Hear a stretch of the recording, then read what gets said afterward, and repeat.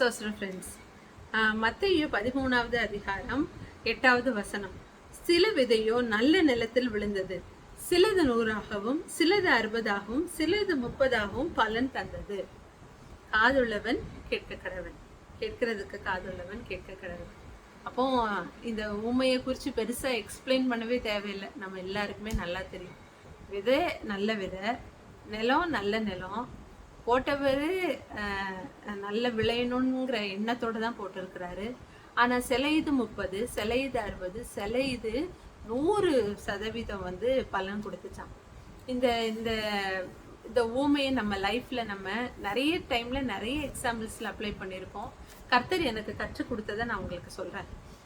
நம்ம எல்லாருமே daily Bible வாசிக்கிறோம், டெய்லி ப்ரேயர் பண்ணுறோம், தவறாமல் சர்ச்சுக்கு போகிறோம், பரிசுத்தத்தை நாடுறோம், கர்த்தர்கிட்ட ஜெபிக்கிறோம், நம்ம அவருக்கு பிரியமாக நடக்கணும்னு விருப்பப்படுகிறோம். ஆனாலும் நம்மளால் எல்லா டைமும் 100% கொடுக்க முடியறது இல்லை. நான் சொன்ன வேர்டு எல்லா டைமும். சில நேரம் நம்ம கொடுக்குறோம், ஆனால் எல்லா டைமும் நம்மளால் கொடுக்க முடியறது இல்லை.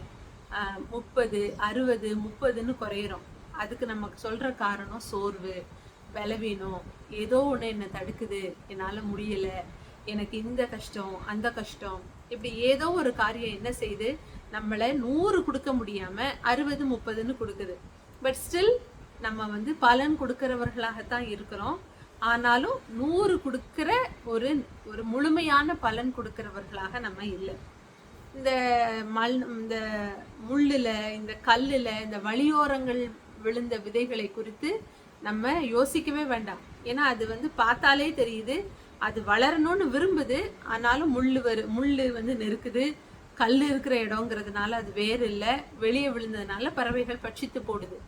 ஆனால் நல்ல நிலத்துல விழுந்தது வெளியே இருந்து பார்த்தா, ஐயோ அவங்க ரொம்ப ஸ்பிரிச்சுவலாக இருக்காங்க, அவங்க ஜெபிக்கிற ஜெபம் நல்ல ஆழமான ஒரு ஜெபமாக இருக்கு, அவங்களுடைய வேத தியானம் ரொம்ப அருமையாக இருக்கு. ஆனாலும் அவங்க கொடுக்குற பலன் எவ்வளவா தான் இருக்குன்னா 30 தான் இருக்கு. அதே போல தான் 60. ஆனால் சிலர் மட்டும் 100 கொடுக்குறாங்க. சில நாட்களுக்கு முன்பாக நீங்கள் கூட ஸ்டான்லி பிரதருடைய அந்த இன்டர்வியூ பார்த்துருப்பீங்க. 3 பார்ட் வந்துருச்சு, இன்னும் ஒரு பார்ட் மிச்சம் இருக்கு. அந்த இன்டர்வியூ கொஞ்சம் கேட்டு பாருங்க, ரொம்ப ரொம்ப நல்லா இருந்தது. அதாவது அவர் வந்து நிறைய ஊழியர்களை போல ரொம்ப பிரபலமாக வெளியே வந்து பேசப்படலை. ஆனால் அவருக்குள்ள ஒரு வார்த்தையை குறித்ததான ஒரு தெளிவு இருக்கு பாருங்க. அவர் என்னை பொறுத்த வரைக்கும் அவர் 100 மடங்கு பலன் கொடுத்துட்டு தான் இருக்கிறார். அதாவது வெளியே ஷைன் ஆகி வெளியே எல்லாருக்கும் தெரிஞ்சு கோடிக்கணக்கான ஜனங்கள் அவங்க ஜெப கூட்டத்துக்கு வர்றதுக்கு பேர் தான் 100% பலன்னு இல்லை. ஆனால் அந்த வார்த்தை, ஒரு வார்த்தை என் வாயிலேருந்து வருதுன்னா அந்த வார்த்தை உங்களுடைய இருதயத்தின் அடித்தளத்துல போய் அமர்ந்தா அதுதான் வந்து 100% பலன் கொடுக்கிறது. இயேசு கிறிஸ்துவாகிய எதன் மேல? அஸ்திபாரத்தின் மேலே நான் கட்ட வந்தேன் அப்படின்னு பவுல் சொல்லுகிறார். அஸ்திபாரம் ஸ்ட்ராங்கா இருந்தா மட்டும்தான் அதுக்கு மேல பில்டிங் என்ன செய்ய முடியும், நல்லா போட முடியும்.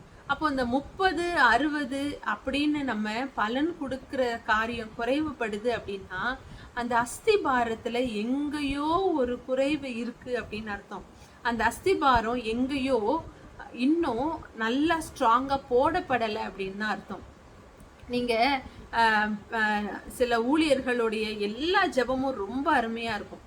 சிலர் ஜெபித்தா எப்போதுமே விடுதலை. சிலரை பார்த்தா எப்பா எப்படி இருக்கிறாங்க, இவங்க லைஃப்ல பிரச்சனையே இல்லையோ, இவங்க லைஃப்ல எந்த விதமான வருத்தப்படுகிற காரியமும் இருக்காதோ அப்படின்னு நினைப்போம். ஆனா நம்மளை விட 1000 மடங்கு அவங்க ஒரு பெரிய போராட்டத்தை சுமந்து கொண்டு போய்கிட்டு இருப்பாங்க. ஆனா அவங்களால எப்படி அப்படி பலன் கொடுக்க முடிஞ்சது அப்படின்னா அஸ்திபாரம். அந்த அஸ்திபாரம் அவங்களுக்குள்ள ஸ்ட்ராங்கா இருக்கிறதுனால அவங்க வெளியரங்கமாக அவங்க வாழ்க்கையில நடக்கிற எந்த ஒரு காரியமும் அந்த அஸ்திபாரத்தை அசைக்கவே இல்லை.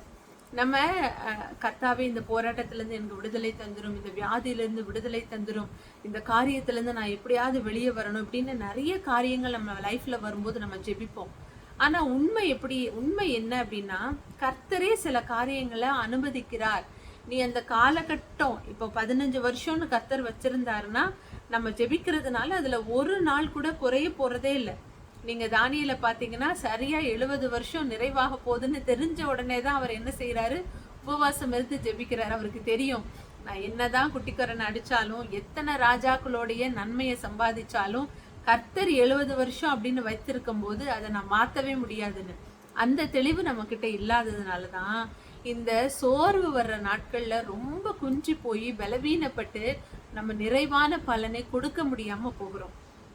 அது ஏன் அப்படின்னா, நம்ம நம்ம ஆள் மனசுலயே நமக்கு ஒரு விசுவாசம், நான் கர்த்தரை ஜெபிக்கிறேன், நான் அவரை ஆராதிக்கிறேன், நான் அவரை துதிக்கிறேன், நான் அவரை ஏற்றுக்கொண்டேன், நான் அவர் மேல வைராக்கியமா இருக்கேன், எனக்கு எப்படி இந்த பிரச்சனை வரலாம் அப்படின்னு நினைக்கிறோம். அந்த அழிய போகிற பொண்ணு எப்படி அக்னினாலும் சோதிக்கப்படுமோ அது மாதிரி நம்மளை சோதிச்சாதானே நம்ம எந்த அளவுக்கு பியூரா இருக்கோம்னு தெரியும். வெள்ளிக்கு குகையும் பொண்ணுக்கு புடமும் மனுஷனுடைய இருதயத்தையும் கர்த்தர் சோதித்து அறிகிறாராம்.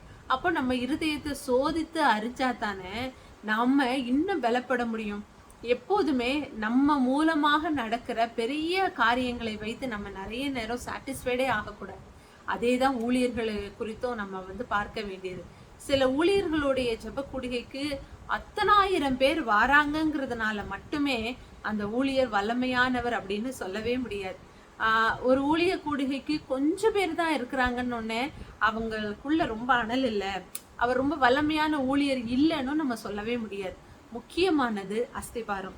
எங்க எங்க எங்க பாஸ்டர் கிட்ட எல்லாம் நீங்க எங்க சர்ச்ல செய்தி கேட்டீங்கன்னா ரொம்ப சாந்தமா, ரொம்ப அமைதியா, ரொம்ப யதார்த்தமா எங்க ஊழியர் பேசுவார். ஆனா அதற்குள்ள ஆழமான காரியங்கள் காணப்படும். எங்களுக்கு அது பழகிட்டுங்க அப்படிங்கிறதுனால நீங்க கொஞ்சம் டிஸ்ட்ராக்ட் ஆனாலும் நீங்க அந்த அந்த சாராம்சத்தை நீங்க மிஸ் பண்ண நேரிடும். ஆனா சில ஊழியர்கள் அப்படிதான், அவங்களுக்குள்ள இருக்கிற அடித்தளம் ஸ்ட்ராங்கா இருக்கிறதுனால அவங்க அடுத்த சந்ததியும் அடுத்த ஜென்ரேஷனும் அந்த அடித்தளத்துல அவங்க ரொம்ப கான்சென்ட்ரேட் பண்ணுவாங்க. வெளியே கட்டி எழுப்பப்படுகிற மாளிகையை காட்டிலும் அடித்தளம் மட்டும் உறுதியா இருந்துச்சு அப்படின்னா, என்னால கட்ட முடியலனாலும் அடுத்தாப்புல வர்றவங்க கட்டும் போது அந்த அடித்தளம் ரொம்ப உறுதியா இருக்கிறதுனால அவங்களாலையும் ஒரு மாளிகையை கட்டி எழுப்ப முடியும். அதனாலதான் நம்மளால 30, 60 இருக்கிறோம், 100 மடங்கு பலன் தர முடியல. நான் என் லைஃப்லயும் நான் நிறைய சோர்வுக்குள்ளாக போகும்போது இந்த ஞானமோ இந்த அறிவோ எனக்கு கிடையாது. அப்போ இந்த சோர்வின் பாதையில போய் வெளியே வந்ததுக்கு அப்புறம் தான் இந்த சோர்வின் நாட்கள்ல கர்த்தர் எவ்வளவா என்னை பலப்படுத்தி இருக்கிறார், எவ்வளவு காரியங்களை என் லைஃப்ல ஒரு சேஞ்சஸை கொண்டு வந்திருக்கிறார். நான் முடியாதுன்னு நினைச்ச எத்தனையோ காரியங்களை இந்த பலவீன நாட்கள்ல என்னையே அறியாம நான் செய்ய தேவன் என்னை வச்சிருக்கிறாருன்னு நினைக்கும் போது அந்த பலவீன நாட்களை மட்டும் நான் கர்த்தர் நன்மைக்காக கொடுத்திருக்கிறாருன்னு இருதயத்துல தெரியுது. ஆனாலும் மனசுக்குள்ள அதை அக்செப்ட் பண்ண முடியலையே. ஐயோ, நம்ம கர்த்தரை இப்படி ஏற்றுக்கொண்டு முந்தையாவது பைபிள் படிக்க மாட்டோம், இப்பெல்லாம் டெய்லி பைபிள் படிக்கிறோமே, நம்ம டெய்லி ப்ரேயர் பண்றோமே, ஐயோ எனக்கா இப்படி அப்படின்னு நிறைய நேரம் அங்கலாய்ப்பு. ஆனா கர்த்தர் இதை நன்மைக்காகத்தான் வைத்திருக்கிறார்னு உற்சாக இருதயத்தோட அந்த நாட்களை மட்டும் நான் ஆதாயப்படுத்தி இருந்தேன்னா இன்னும் கர்த்தர் என்னை இன்னும் பலனாக என்னை பயன்படுத்தி இருப்பார். அப்போ நம்மளுடைய காரியங்களை நம்ம யோசிச்சு பார்ப்போம். சோர்வின் நிமித்தமாக உங்களால ஏதாவது செய்ய முடியல, இந்த ஆவிக்குரிய வாழ்க்கையில ஏதாவது பண்ண முடியல அப்படின்னா நம்ம அஸ்திபாரத்தை இன்னும் நம்ம யோசிக்க வேண்டிய ஒரு காரியமா இருக்கு. ஏன்னா கர்த்தர் நன்மையை பெற்றுக்கொண்ட நாம் தீமையை பெற்றுக்கொள்ள வேண்டாமோ அப்படின்னு யோபு தன் மனைவியை பார்த்து சொல்லுகிறார். நான் நன்மையான ஒரு காலத்துல போனேன், நான் நல்லா இருந்தேன், இந்த தீமையான காலத்துல கர்த்தர் ஏதோ ஒரு காரியத்தை எனக்கு கற்றுக் கொடுக்க போகிறாருங்கிற திட மனது நம்மளுக்குள்ள காணப்படுமா? எல்லாருக்குள்ளேயும் ஒரு ஒரு திடீர்னு ஒரு காரியம் நடக்கும்போது ஒரு பெரிய கலக்கம் வரும், ஒரு மாம்சீகமா வரும். நான் அதுக்காக மனுஷ இயல்பை தாண்டி நீங்க சிந்திங்கன்னா நான் சொல்ல வரல, வரும். ஆனா அத்தனை பலவீனங்கள்லயும் உறுதியாக இருக்க முடியுமா? இந்த நம்ம ரொம்ப பலவீனப்படுகிறோம், நம்மளுடைய அஸ்திபாரம் சரியா இல்லை அப்படிங்கறத இன்னொரு காரியத்துல நம்ம தெரிஞ்சுக்கலாம். எப்பவும் அந்த பிரச்சனையை குறித்ததான சிந்தனை தான் நம்ம மைண்ட்ல ஓடிக்கிட்டு இருக்கு. இந்த காரியத்தை நான் எப்படி ஜெயிக்க போறேங்கிற சிந்தனை மட்டும் தான் மைண்ட்ல இருக்கு. வேற எதை குறிச்சும் வேற எந்த காரியத்திலையும் நாட்டம் இல்லாதபடி அந்த ஒரு காரியமே நம்மள ரொம்ப அங்கலாய்க்க பண்ணுது அப்படின்னா நம்ம அஸ்திபாரம் இன்னும் சரியா போடப்படணும் அப்படின்னு அர்த்தம். ஏன்னா எல்லா பிரச்சனையும் வரும் நம்ம லைஃப்ல. அந்த பிரச்சனை நம்மள ரொம்ப மடங்கடிக்கும். அதுக்காக நம்ம ஜெபிக்கணும், உண்மைதான். ஆனா நம்ம ஜெபிச்சதுக்கு அப்புறம் நமக்கு ஒரு விடுதலை பெற்று நம்ம அடுத்த காரியங்களில் ஈடுபடணும். இந்த பிரச்சனையே நம்மளை எப்போதும் ஆண்டுக்குள்ள விடவே கூடாது. அப்பப்போ வரும் தான். இந்த கோலியாத்த போல அப்பப்போ ஒவ்வொரு துஷ்டன் எழும்புவான். அவனை நம்ம முறியடிக்கணும். திரும்ப தேசம் அமைதலா இருக்கும். இது நடக்கக்கூடிய ஒரு காரியம்தான். ஆனா முழுமையாக அந்த பிரச்சனையே நம்மளை ஆட்கொள்ள விடவே கூடாது. அப்படி நம்ம விட்டோம் அப்படின்னா நம்மளுடைய முழு பலனையும் பிசாசு உறிஞ்சி எடுத்துருவான். அதனால ரொம்ப ஜாக்கிரதையா இருப்போம். நம்ம அஸ்திபாரத்தை பாதுகாத்துக் கொள்வோம். God bless you.